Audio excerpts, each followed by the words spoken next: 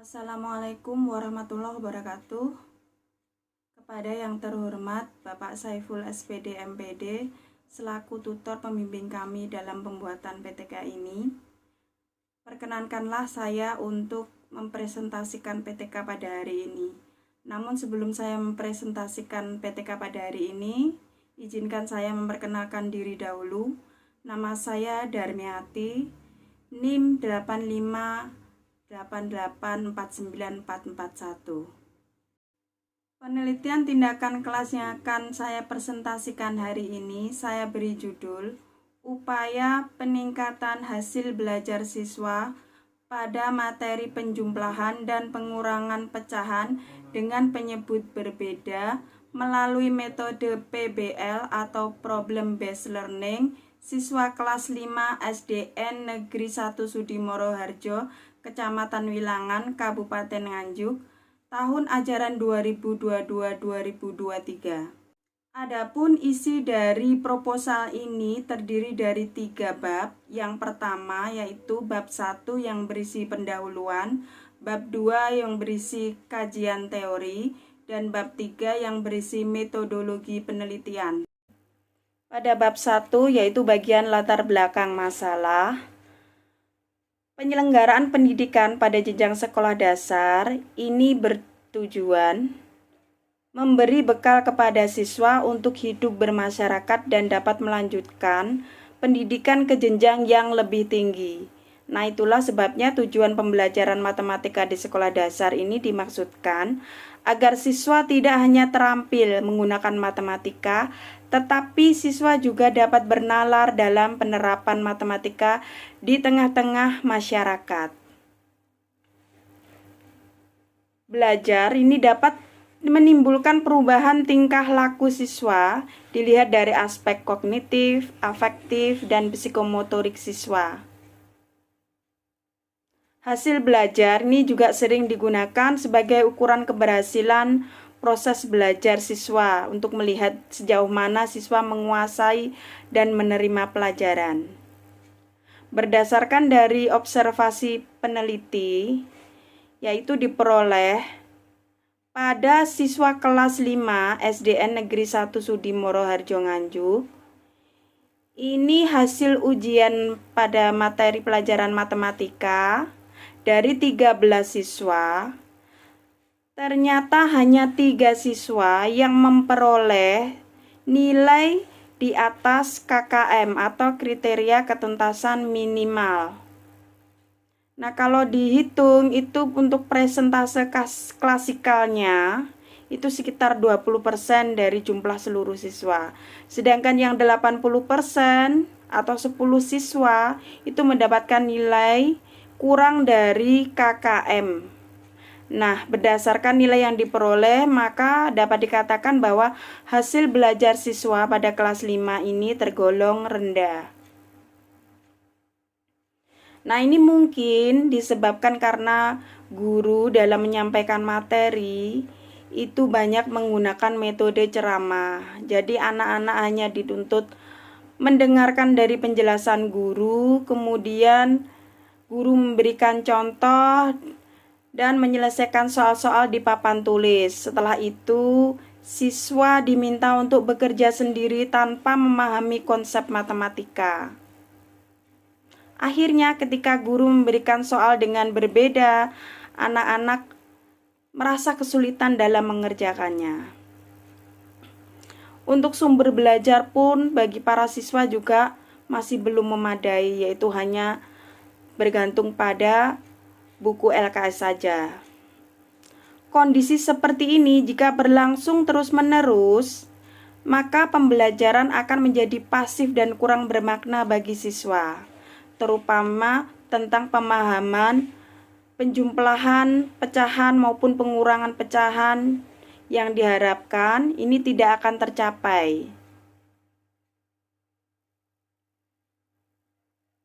Nah, belajar matematika ini merupakan proses untuk memperoleh pengetahuan yang diciptakan dan dilakukan oleh siswa sendiri melalui pengalaman siswa. Nah, dari hal ini maka peneliti merasa memerlukan sebuah metode untuk diterapkan kepada siswa agar siswa paham sebelum mengerjakan soal-soal. Jadi memahami konsepnya dan langsung bisa menerapkannya pada soal-soal matematika, terutama pada materi penjumlahan dan pengurangan pecahan dengan penyebut berbeda. Kemudian, peneliti merasa bahwa problem based learning atau metode PBL ini dipandang dapat meningkatkan kemandirian siswa secara kognitif, atau dengan kata lain dapat mengembangkan kemampuan siswa secara mandiri untuk berpikir kritis dan mengembangkan pengetahuan siswa dengan penerapan PBL ini. Nah, berdasarkan latar belakang tersebut, maka peneliti tertarik untuk melakukan penelitian dengan judul Upaya Peningkatan Hasil Belajar Siswa pada Materi Penjumlahan dan Pengurangan Pecahan dengan Penyebut Berbeda melalui metode PBL di kelas 5 SD Negeri 1 Sudimoro Harjo, Kecamatan Wilangan, Kabupaten Nganjuk, tahun ajaran 2022-2023. Dari latar belakang di atas, maka peneliti merumuskan masalah dalam penelitian ini, apakah dengan metode problem based learning atau PBL ini dapat meningkatkan hasil belajar matematika siswa pada materi penjumlahan dan pengurangan pecahan dengan penyebut berbeda di kelas 5 SD Negeri 1 Sudimoro Harjo Nganjuk, tahun ajaran 2022-2023. Tujuan penelitian ini yaitu untuk mengetahui peningkatan hasil belajar matematika siswa pada materi penjumlahan dan pengurangan pecahan dengan penyebut berbeda, dan juga untuk mengetahui model problem based learning atau PBL ini dalam meningkatkan hasil belajar siswa kelas 5 SD Negeri 1 Sudimoro Harjo, Kecamatan Wilangan, Kabupaten Nganjuk, tahun ajaran 2022-2023. Manfaat penelitian ini, jadi ini diharapkan dapat memberikan manfaat yang pertama bagi siswa, yaitu hasil penelitian ini dapat meningkatkan hasil belajar matematika siswa pada materi penjumlahan dan pengurangan pecahan. Yang kedua, bagi guru, diharapkan bagi guru ini hasil penelitian ini dapat meningkatkan keterampilan mengajar dengan metode PBL. Kemudian yang ketiga, bagi sekolah, diharapkan sebagai bahan masukan bagi sekolah dalam meningkatkan mutu kualitas mengajar guru melalui model problem based learning. Kemudian bagi peneliti, ini diharapkan dapat menambah wawasan bagi peneliti dalam menerapkan pembelajaran matematika di sekolah dasar.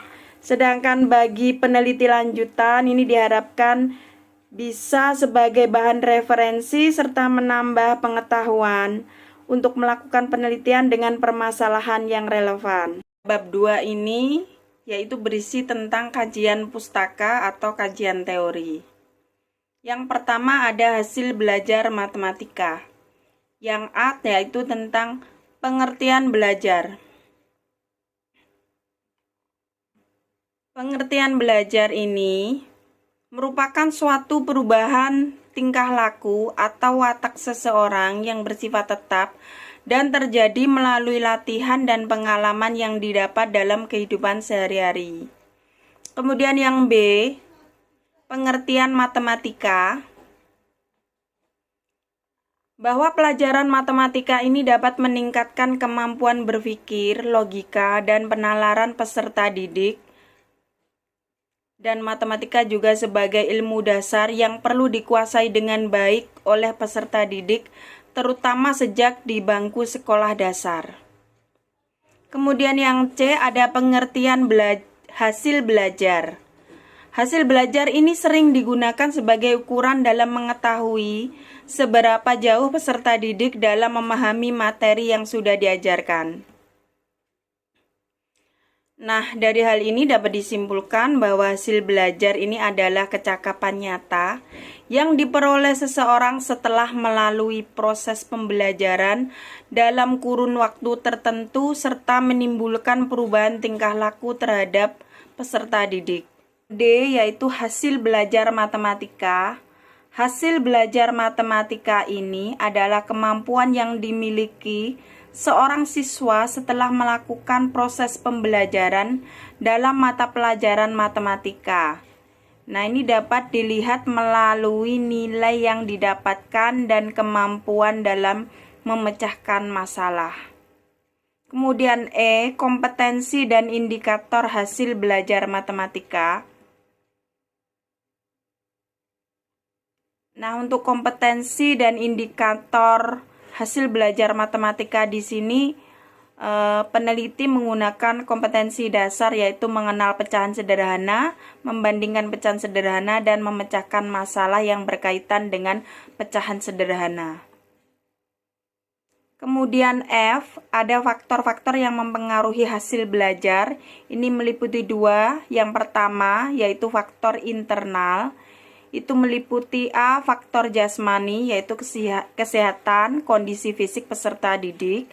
Kemudian B, faktor rohani, ini meliputi intelijensi siswa, perhatian, bakat, minat, sikap, dan motivasi siswa. Kemudian yang kedua, ada faktor eksternal, yaitu yang A, ada faktor keluarga, yaitu cara orang tua mendidik, keadaan ekonomi dalam keluarga, suasana dalam rumah, dan lain sebagainya.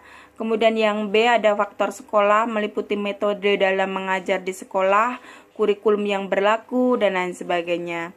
C, ada faktor masyarakat, ini meliputi kegiatan siswa di dalam masyarakat, bisa media massa, teman sebaya, dan lain sebagainya. Yang kedua, penjumlahan dan pengurangan pecahan dengan penyebut berbeda. A, yaitu pecahan, adalah bilangan yang menggambarkan bagian dari suatu keseluruhan, bagian dari suatu daerah atau bagian dari suatu benda, atau bagian dari suatu himpunan. Kemudian B, ada penjumlahan pecahan. Penjumlahan bilangan pecahan biasa ini harus memperhatikan penyebutnya, sudah sama atau belum.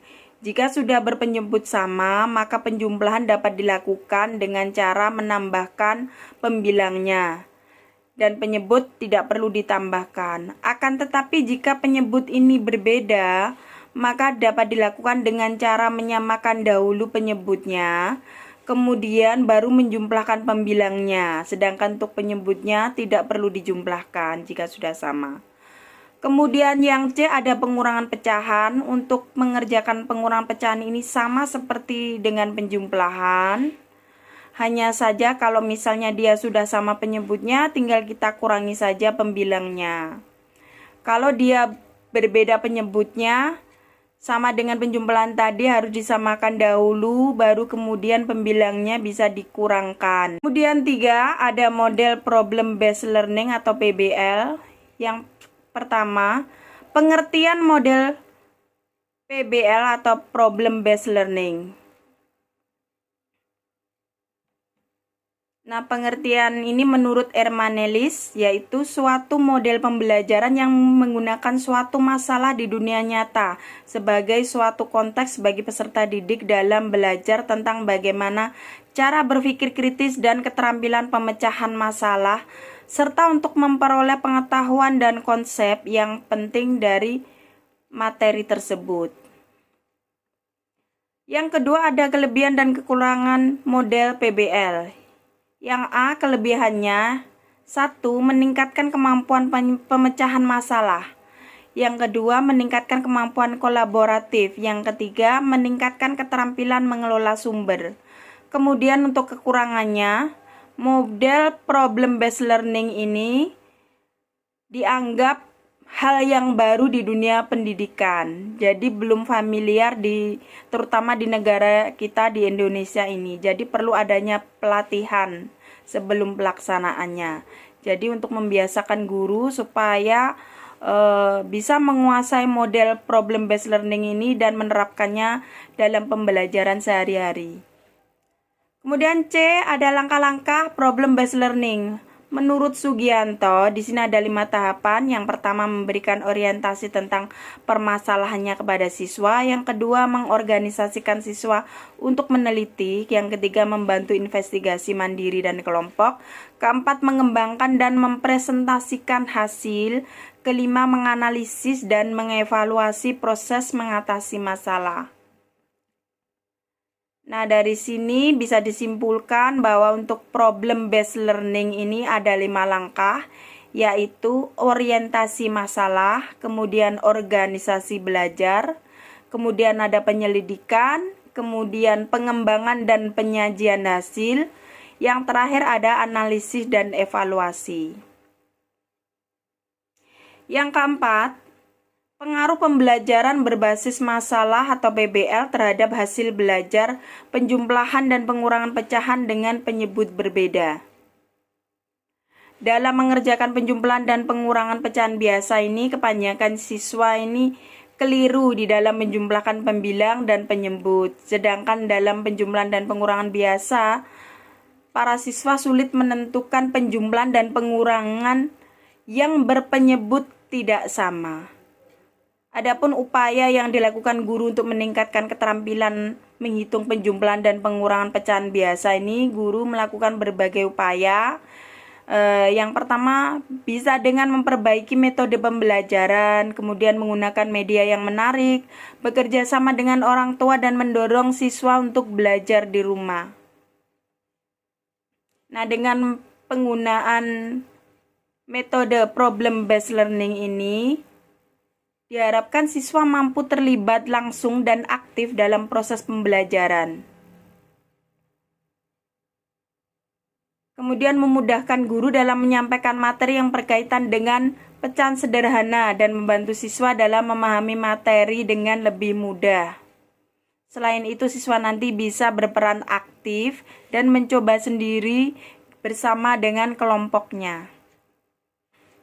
Tidak hanya informasi yang disampaikan guru saja yang didapatkan oleh siswa, tapi siswa juga mendapatkan informasi dari teman sebaya dan kelompoknya. Pustaka yang B ada kerangka berpikir.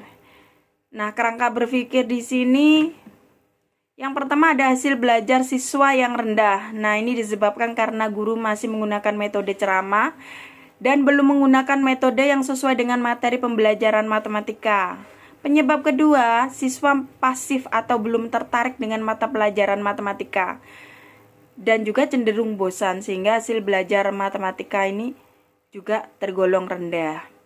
Nah, dari kedua masalah ini ada penyelesaian metode atau model problem based learning. Dengan cara treatment pertama mengenal arti pecahan, nama dan lambang pecahan. Kemudian yang kedua membandingkan pecahan dengan pembilang dan penyebut yang sama. Kemudian treatment ketiga yaitu tentang penjumlahan dan juga pengurangan pecahan dengan penyebut yang sama dan penyebut berbeda. Nah, dari sini diharapkan siswa jadi lebih mudah memahami materi pecahan. Kemudian siswa menjadi lebih aktif terlibat dalam kegiatan mengajar dan juga hasil belajar siswa bisa di atas KKM.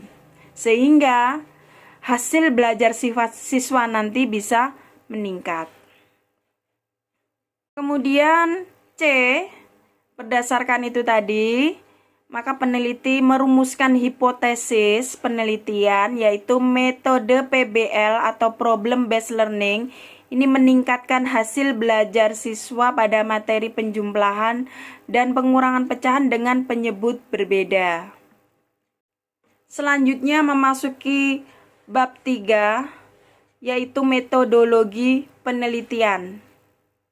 Yang A, jenis penelitian. Jenis penelitian yang dilakukan oleh peneliti di sini adalah jenis penelitian tindakan kelas atau PTK.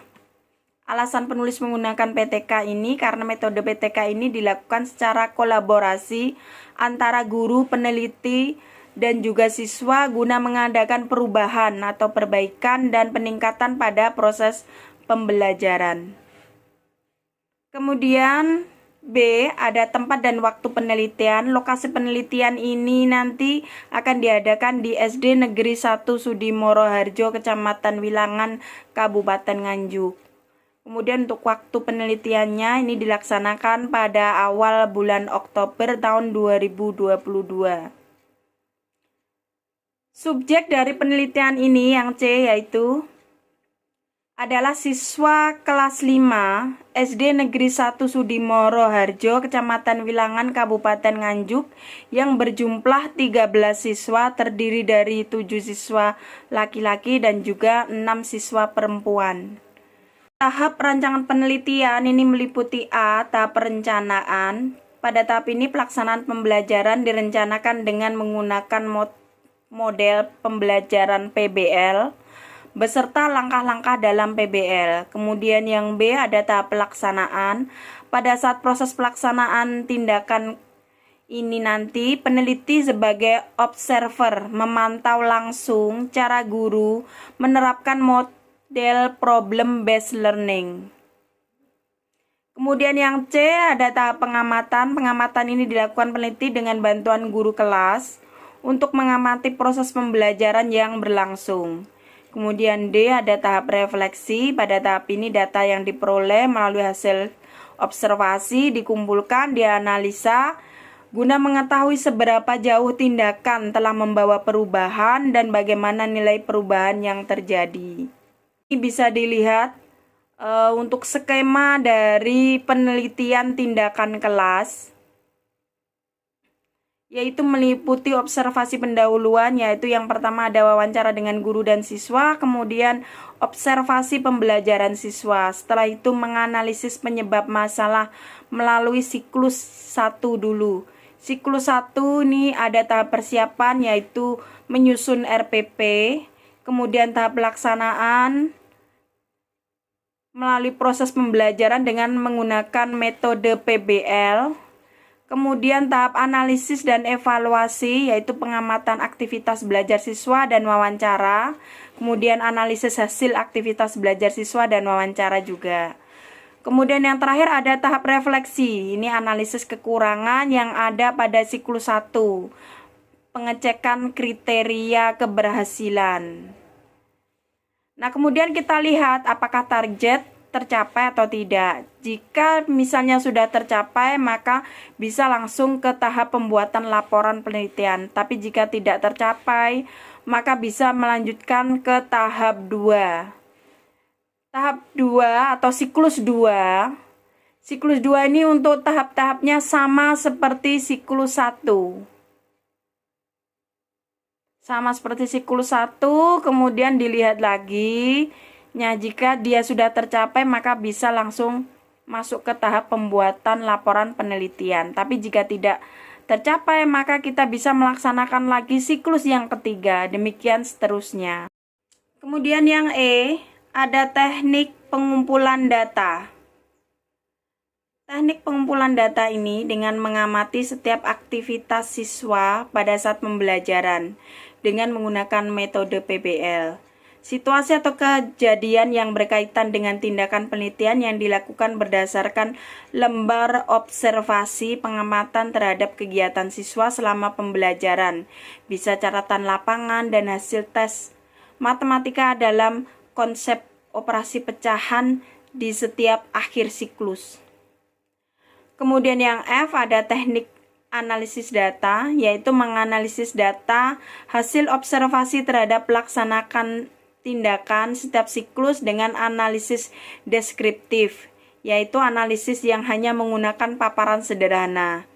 Kemudian yang kedua, menentukan rata-rata dari seluruh siswa yang mengikuti tes. Tingkat keberhasilan siswa ini berdasarkan skor tes yang diperoleh ditetapkan di dalam nilai. Nah, di sini skor tes yang diperoleh ditetapkan dalam nilai bisa dihitung dengan menggunakan rumus nilai sama dengan skor siswa dibagi dengan skor total dikalikan dengan 100. Tabel keberhasilan siswa ini bisa dilihat pada tabel berikut, yaitu nilai 0 sampai 45 itu sangat kurang, 46 sampai 54 itu kurang, 55 sampai 69 itu cukup, 70 sampai 84 itu baik, dan 85 sampai 100 itu sangat baik. Kemudian untuk instrumen penelitian yang G, instrumen penelitian ini diberikan ada 2. Yang pertama instrumen tes. Ini diberikan pada setiap akhir siklus. Jenis soal yang digunakan dalam tes ini dibagi menjadi 3, yaitu 10 soal pilihan ganda dan 5 soal isian singkat, serta 5 soal uraian. Kemudian yang kedua ada instrumen non-tes, yaitu ada lembar observasi. Ini digunakan untuk mengumpulkan data tentang aktivitas guru dan siswa yang berhubungan dengan peningkatan hasil belajar siswa. Kemudian yang B ada catatan lapangan. Ini digunakan untuk merekam kejadian dan peristiwa mengenai hal-hal spesifik, unik, dan mendukung data penelitian yang terjadi selama kegiatan di kelas. Kemudian H berikutnya indikator keberhasilan. Hasil pembelajaran matematika di kelas 5 ini pada konsep operasi pecahan, yaitu penjumlahan dan pengurangan pecahan dengan penyebut berbeda dari 13 siswa dengan rata-rata 65%, artinya 9 siswa yang mencapai KKM, dan setelah dilaksanakan kegiatan pembelajaran melalui metode pembelajaran berbasis masalah atau metode problem based learning ini, diharapkan hasil yang dicapai nanti adalah 80%. Artinya 11 siswa itu diharapkan dapat mencapai KKM. Sekian dulu presentasi dari PTK saya pada hari ini. Jika ada kekurangan, maka saya sebagai peneliti di sini memohon maaf yang sebesar-besarnya. Mudah-mudahan presentasi yang saya berikan ini bisa membawa kebaikan bagi semuanya. Kalau begitu saya akhiri dulu. Assalamualaikum warahmatullahi wabarakatuh.